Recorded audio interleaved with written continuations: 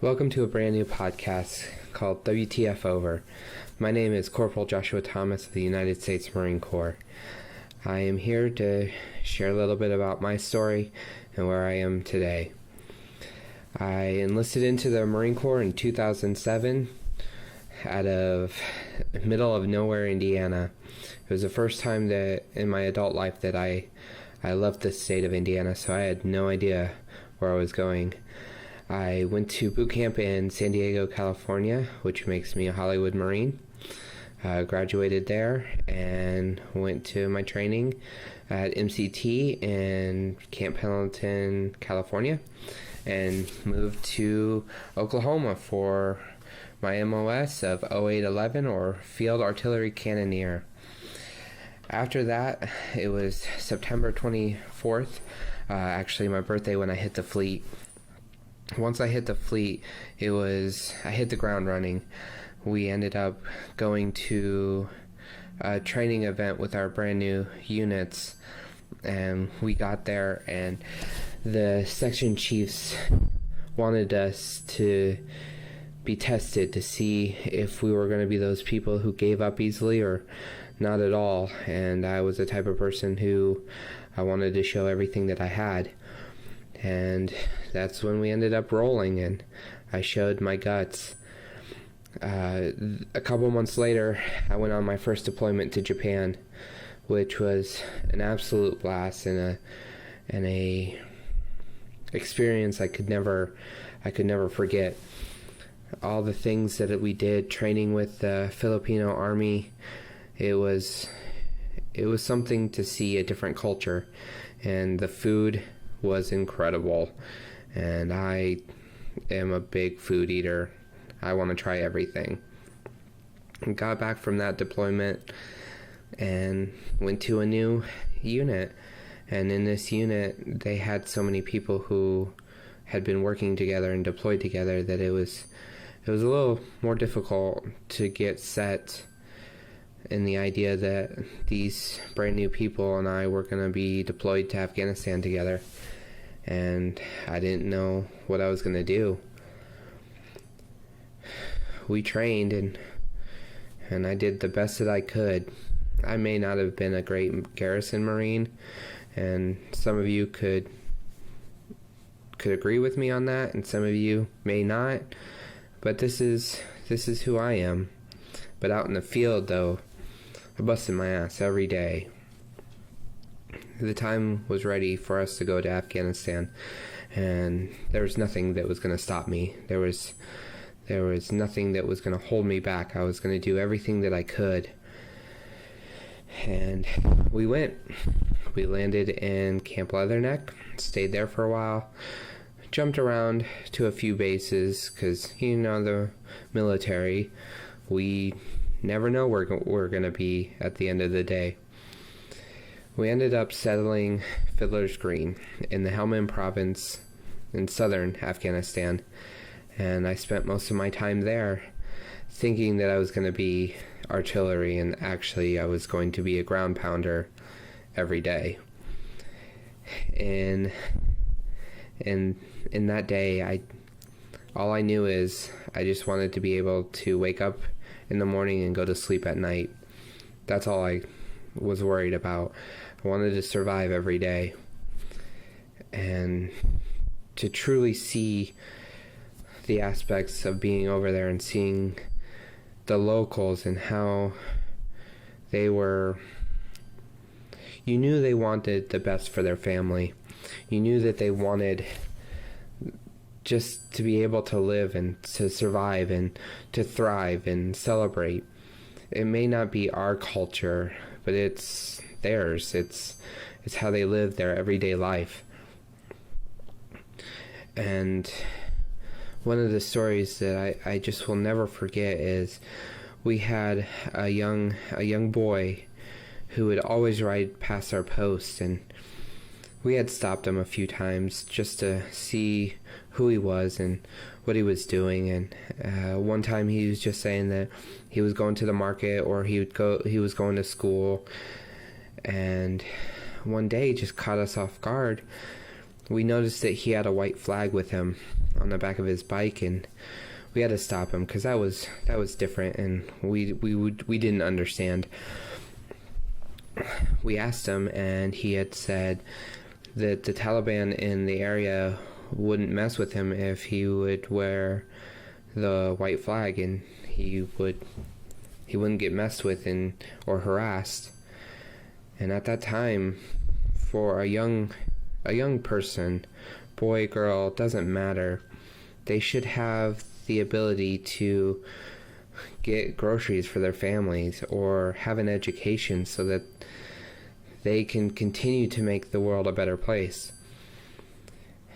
That was something that, as an American or as somebody who was able to go to school without being harassed by adults, or just the idea of being able to walk out of my door and not have a fear of somebody trying to hurt me, was blown out of the water. These were individuals who may have been set in their ways, and their ways are their ways. I can't argue that. But to threaten children, it bothered me. And then my unit was given orders.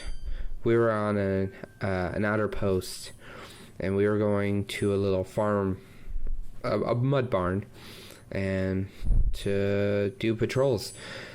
So we headed that way, first driving, and that wasn't a success.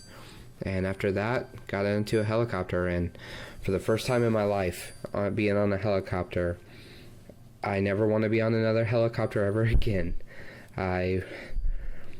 If I get myself up in heights, I'm good.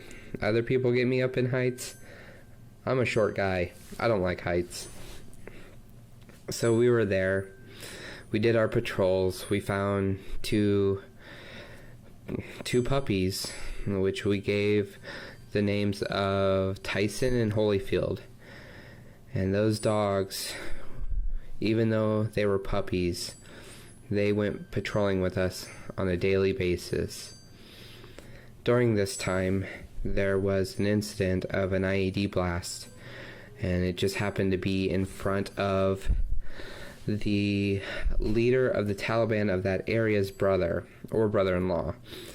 And we were working closely with the Afghani police, and they have completely different rules than us. I won't go deep into that one. When it was all said and done, we had an elder come to us and let us know that the Taliban was planning on attacking us that night, and we needed to watch out. So we decided that we were going to stand our post. Not one of us got very much sleep that night. I went out to an outer post, myself and Corporal Smith, and that night we watched, and we were talking about anything that just would be calming, if that makes sense. During the night, we saw a couple vehicles parked on a ridge that was watching us as we were watching them. And during that time, we didn't know what was going on. And just to the left of my post was a little creek that had woods or trees along the side of it. And I thought that I saw movement, and I needed to be able to see a little bit clearer. So we had asked our lieutenant if he could ask for a fire mission to shoot a loom. We're sitting in there, and we didn't hear any word about it. Nobody on the outside had a clue what was going on until you heard that whistle. And that whistle, at the time, you have no idea what it is. If it is a mortar or whatever it was, we just didn't know. So we sunk in our holes and prepared. And that's when it popped. And first time that I could say that I was on the opposite end of artillery, even though for the time before, that's what I did. And I can gladly say I did not shit my pants.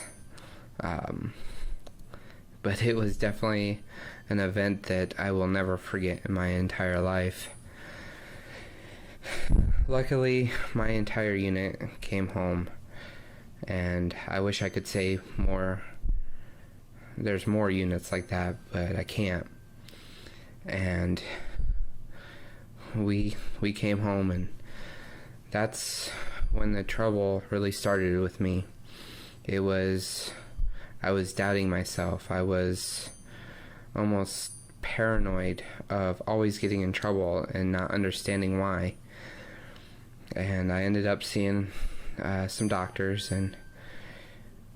and they diagnosed me with depression and PTSD. I got out in 2011 and have still been struggling with it at that time. I didn't know what I needed to do, how I needed to react, what I needed to do. So in my younger age, I thought the more alcohol I drank, it would correct the issue, and that was just not true. I struggled holding a job. I had struggled with friends and relationships, and it finally took a turn where there was nothing else I could do. I needed that help.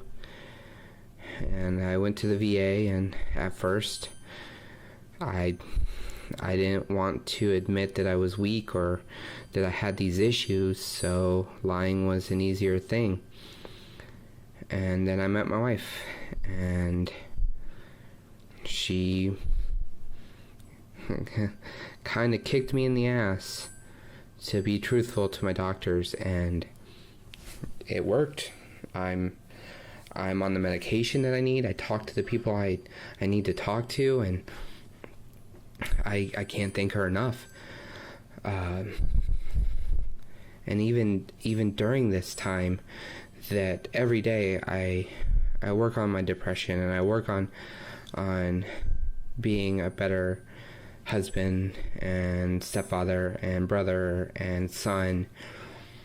I want to improve every day, and that's my goal. And even when I have my bad days, I have my outlets. I read a book, but that is not even my calm place. My calm place is sitting on the side of a lake or a river or a creek with a fishing pole in my hand and just relaxing and not worrying about any problems. It's that calm within the storm to think about how everything you wish would happen, but you may not be at that point yet. There's always mind experiments when you have your calm place. And once you find your calm place, it's the best feeling ever. I have a couple calm places, my fishing or me just sitting and watching a movie with my family. When it comes to fishing, though, I may not be the best. I may not catch a fish every time, but having that rod in my hand, having that water near me is just how it needs to be done and how it makes me feel.